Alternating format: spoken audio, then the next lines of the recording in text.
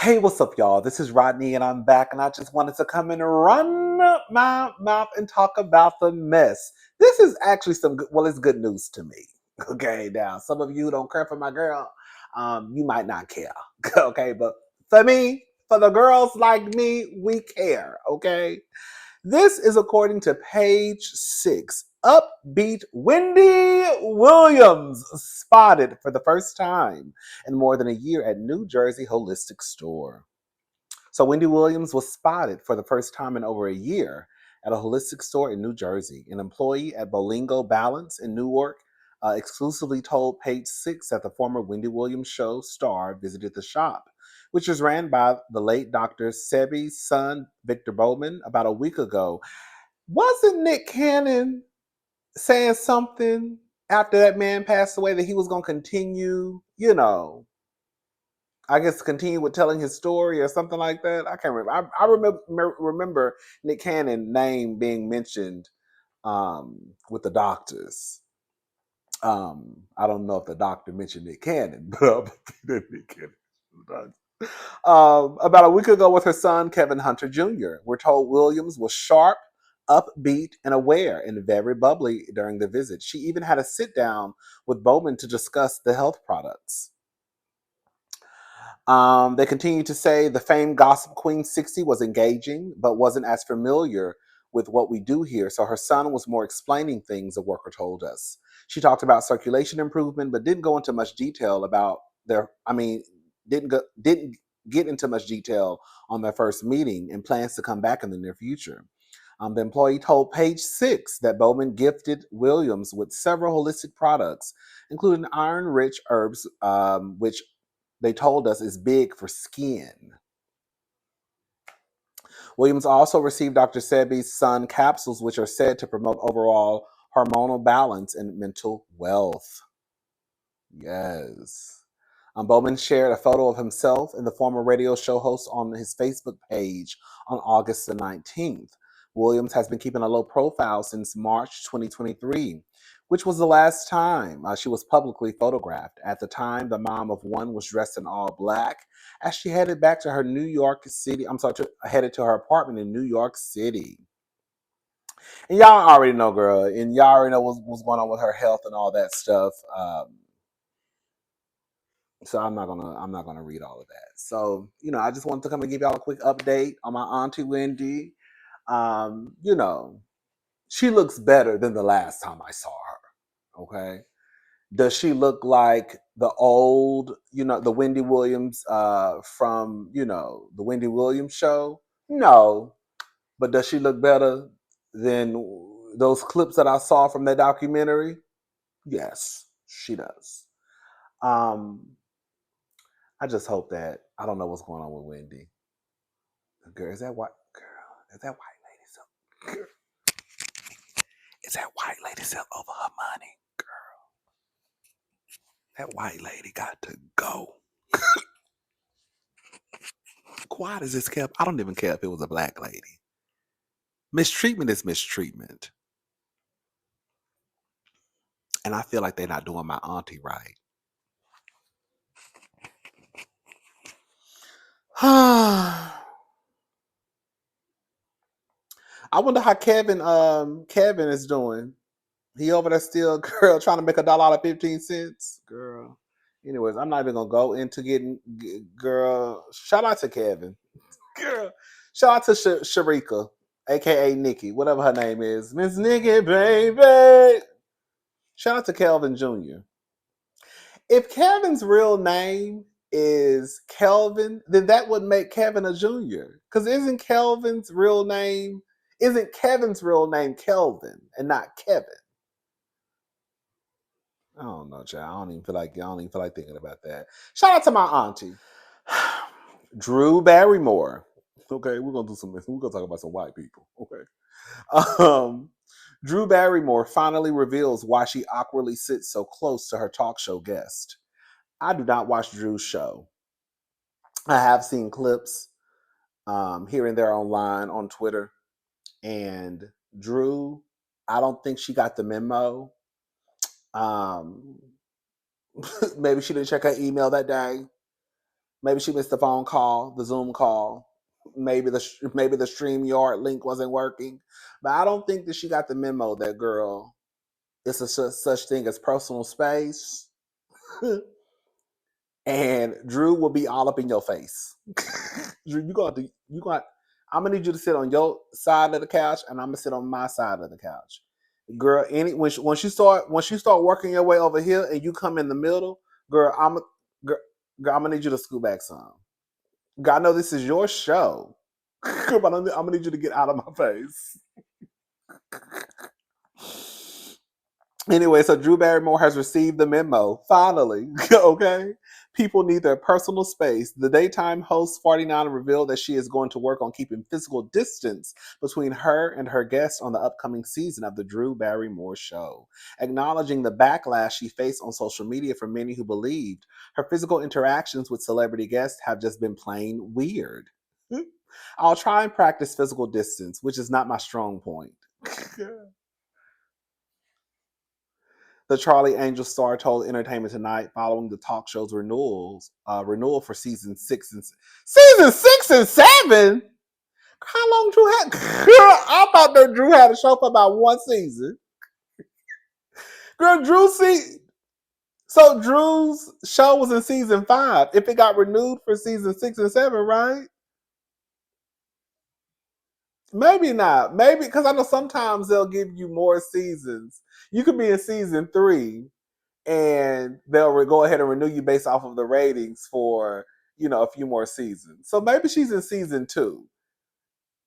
But no, because that means she would be that they would have put that she got renewed for season 3, 4, 5, 6, and 7. Drew cannot be in a season 5 of her talk show. That talk show been on that long. Girl, it don't even matter, girl. Whitefish is getting money. Get money, Drew. Okay. Anyways, do you know how hard the pandemic was for me? She went on. I was alone in the studio by myself. I like to be around people. Drew, you act like you was girls. That's what I'm talking about. What is that? White people be acting like that, girl. Do you know that everybody was locked up? Drew acting like. Girl, can I say something? You know what kills me about rich people is when they act like. I remember. I think it was Kylie Jenner. Something was going on, and she was like, I think when she was pregnant, remember she was pregnant, I think the first time around, and she didn't want anybody to find out. So she just stayed in her house, and she was like, yeah, it was kind of easy. I think she was saying something along those lines. And I'm like, girl, yeah, when you live in a 40,000 square foot home, you could probably not have to leave your house. You know what I'm saying? But girl, when you living in 500 square feet, when you living in 400 square feet, so Drew, even with you living in a studio, girl, was it really a studio? Was it like a studio 400 square feet, or was it a studio, girl, 1,700 square feet? You know what I'm saying? Was it one of those big open floor plans that you see sometimes in New York City?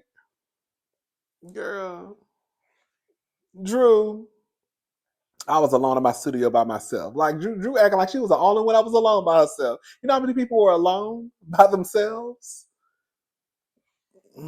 Anyways, I'm sorry to those people, she said, alluding to guests that might have been thrown off guard on her show. The Never Been Kissed star seemed to suggest that her touchy-feely approach was meant as an expression of joy to create a feel-good show. I mean, I guess it depends on who it is. Because quiet as it's kept.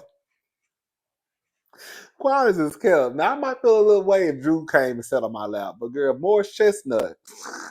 Okay? I might not say nothing. Okay? If Tay Diggs came over, if Tay Diggs wanted to come over and sit beside me, I might just sit down. Okay? You know, the rules change. When it's people, it's called consent. Okay? It's called I don't care, because he fine. Okay? Do I want that white lady sitting on me? No. Do I want more Chestnut sitting beside me? Oh, girl. Okay. Do I want more Chestnut sitting on my lap? I wouldn't turn it down. I wouldn't turn it down. Okay.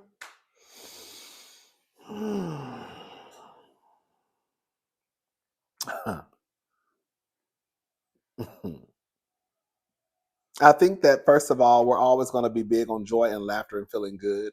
And that was something I always wanted to do, but I never thought we would launch into a pandemic, and trying to lean into the joy and the feel good and the comedy at the time was weird and wacky. So her show was on, girl. I'm so into working on myself as a person that I think that's always going to be a big part of the show. How do we live a life? How do we thrive and not just survive? Good. I don't know. I was about to say something ignorant.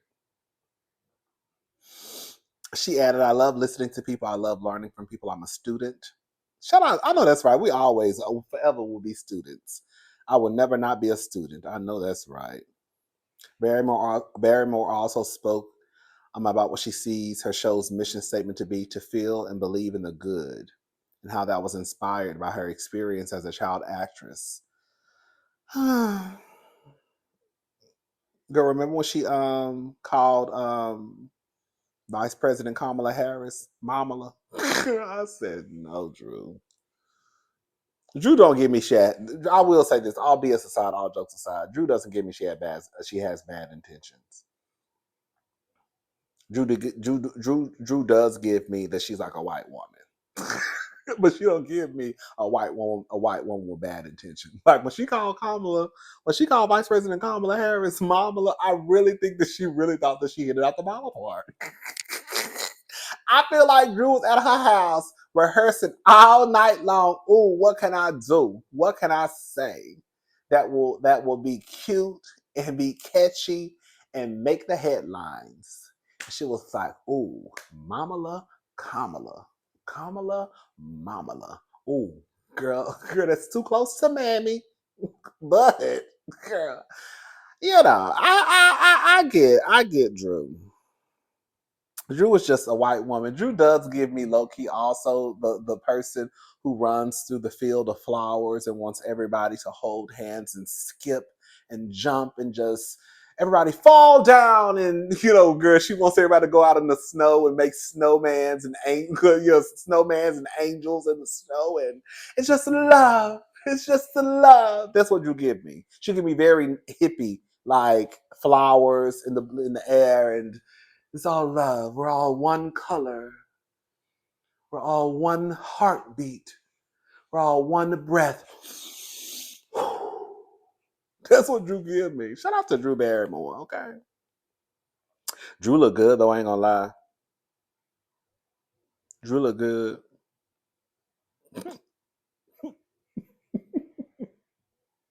Baby, listen to this. Now this is a mess. Shaking my head, two black men filed a lawsuit against their white woman neighbor after she falsely accused them of the R word, despite them having a consensual threesome. Men were charged, but security footage proved their innocence. Neighbors, this is crazy. Two black men who recently had to fight for their freedom against a white woman who falsely accused them of the R word are now suing the woman in the police department for for ruining their lives. According to the Daily Mail, Freddie Douglas, 43, and John Marks, 41, who are long life friends, decided to have a fun night in the pool at Mark's newly built house in a neighborhood outside of Houston, Texas. On the night of November the 8th, Marks and his neighbor Amanda, she got one. We're gonna call her Amanda Z. Amanda Z, 40, had already been having an affair prior to this day, so he invited her over to get in the pool with him. As the night went on, all of them skinny dipped in the pool, which led to some consensual, girl, freaky deaky action, a threesome.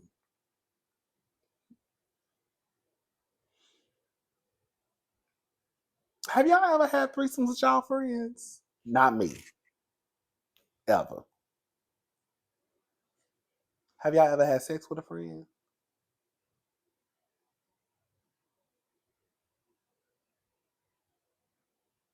Okay, we wasn't friends. We wasn't friends. We were associates. But we didn't really have sex. It was just a tug and pull. It was just a tug and pull session. Shout out to the tug and pull sessions. Anyways, y'all really be out here having sex with y'all homeboys. Y'all really be out here girl running trains on people and having threesomes. You know the people don't believe that a girl can have a threesome. They call it when it's two men, it's a train. Right. When it's two girls and a boy, it's a threesome. When it's two boys and a girl, you got a train. Girl, the girls call it a train, honey. They call it a choo-choo. Come around the train. And around the choo-choo. Come around the train. Where was I at? Marks had reportedly recorded Douglas and Amanda having sex on his phone, and his in-home security footage caught all of the action as well. This ain't their first time doing this. They've probably been doing this since their college days. How long they been friends?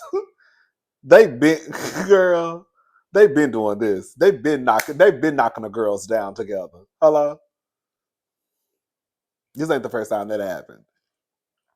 3 weeks later, Amanda, who was separated from her husband at the time, went to the police to file a report claiming that the men awed her and held her against her will that night. She claimed that even though her and Marks were involved in an affair, the night with Marks and Douglas was not consensual, and she was scared for her life. Girl. She alleged that she tried to fight Marks off, and he then pushed her over to Douglas, who had sex with her while she was trying to fight him off. Douglas, who was a decorated and respected police officer in the area, was immediately arrested and charged with aggravated SA. Marks was charged as well, despite them pleading their innocence with the El Campo police. Douglas was shunned from his community, fired from his job, and forced to sell his home in order to pay for legal fees to fight for his innocence. Despite Douglas and Marks telling the police multiple times they had the incident on video, the police were hell-bent on convicting the men. It wasn't until March of the following year that the men were officially cleared of any wrongdoing by a grand jury. The duo is now suing Amanda and the police for damages, as they should. And that white bitch needs to go to jail. Now, that's one thing I am stern on. When there is a false accusation, when we find out the people are lying, you go to prison. Go past go to do not collect $200. You are the new inmate 5739-00378. Open your legs, bend over and cough. Here go your uniform. Here you go. Orange is the new black. Your ass is gone. She needs to go to prison. She needs to go to prison. And I hope whatever money they get from they're expecting from the police department, they get it. Girl, you already know what they saying in the comment section. You already know the first thing they started saying. What's the first thing y'all think they started saying? Y'all gonna leave them white girls alone.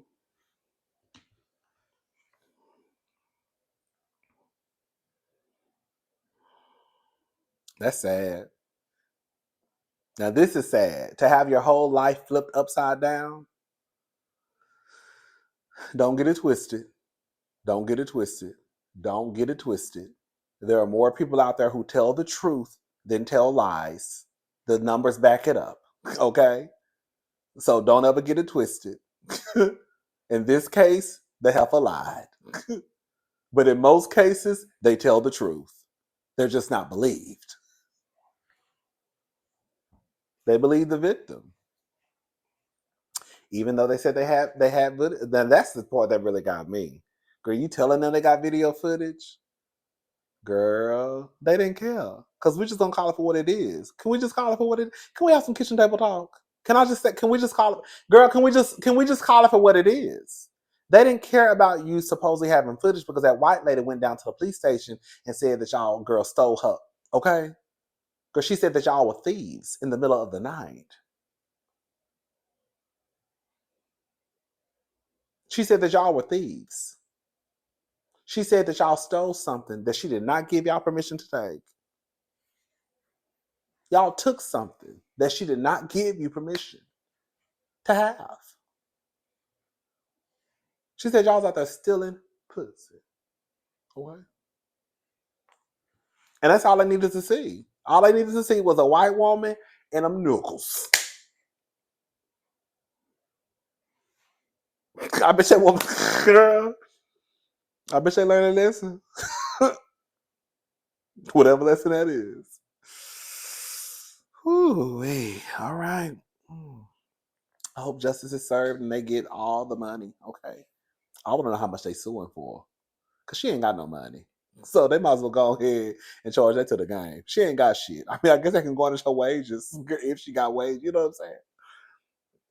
I bet you what it probably was the husband probably found out that she was having an affair. And she said that she probably was working on getting back with her husband. Once he found out that she had an affair, she switched it up and was like, no, they. Mm-hmm.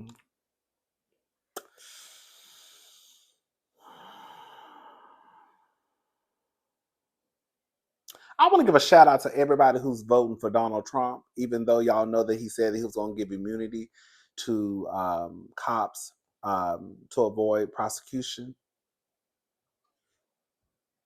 I'm just going to tell y'all right now, girl, I wasn't going to go out there anyways, but girl, if that man wins and when the next man, girl, takes his last breath due to the hands of the cops, when the next black man, black woman takes their last breath due to the hands of the cops and they get away, girl, don't be out there marching. Do not be out there blocking up the freeways, blocking up the streets, girl, down to the mall, causing chaos and confusion, because y'all already knew. Oh my God, they was innocent. They knew they was guilty and they still let them off. Girl, y'all already knew it was what y'all already knew. And y'all still voted for them anyways.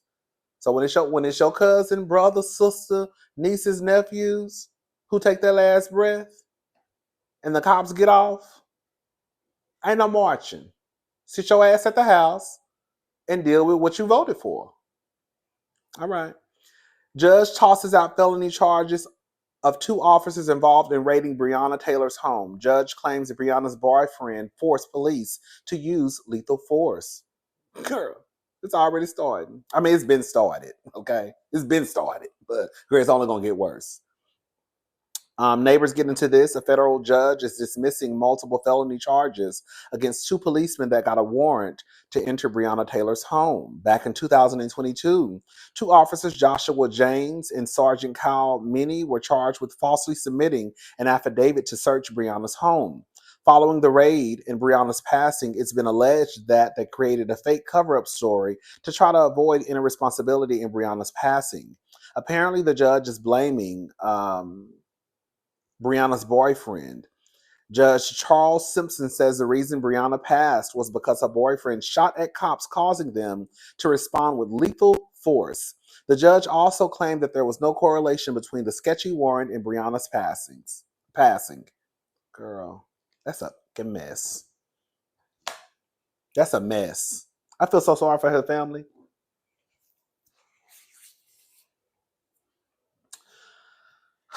I'm not about to do.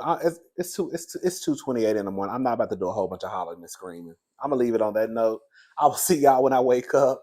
I'm about to take me some melatonin because I gotta get up in the morning. For in a few hours. All right, I'll talk to y'all then. Bye.